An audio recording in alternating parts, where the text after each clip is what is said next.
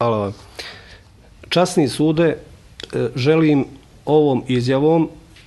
da vam na najjednostavniji i najkraći način predočim svoje razloge zbog kojih sam se izjasnio krivim po tački 5 optužnice. Odluku sam donio sam, bez bilo kakvog pritiska, pretnje ili nagovaranja od strane mojih advokata ili tužilaštva, da izađem pred ovaj časni sud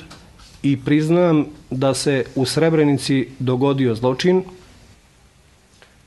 u kojem sam i sam učestvovao i za koji očekujem adekvatnu kaznu.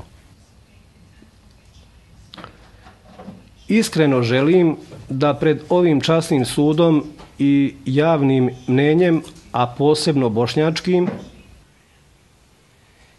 izrazim svoje duboko i iskreno žaljenje i kajanje zbog zločina koji se dogodio i da se izvinem žrtvama, njihovim porodicama i bošnjačkom narodu zbog svog učešća u tom zločinu.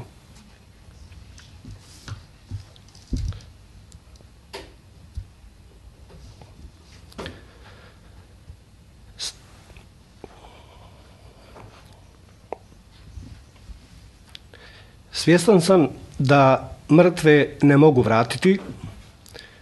da porodicama svojim priznanjem bol ne mogu ublažiti, ali sam ovim činom želio da doprinesem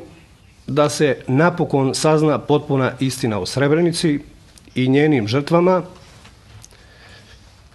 da državni organi Republike Srpske i svi pojedinci koji su učestvovali u zločinu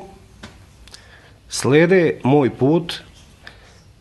priznaju svoje učešće i krivicu, predaju se i odgovaraju za ono što su uradili. Priznanjem sam želio da pomognem sudu i tužilaštvu da dođe do potpune istine i da svjedoke, žrtve zločina, njihove majke, braću i sestre ne izlažem novim patnjama i da ih ne podsjećam na tu užasnu tragediju.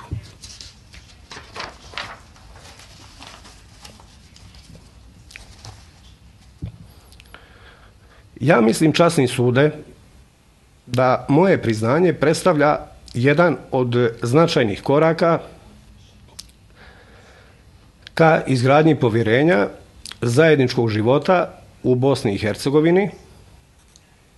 i nakon ovog priznanja kazne koja mi sledi, a kada kaznu izdržim, moja je želja da se vratim u moj rodni grad Bratunac i tamo živim sa svim drugim narodima u miru i slozi kao i prije izbijanja ratnih sukoba. Hvala vam, časni sude, što ste mi dali priliku da vam se obratim.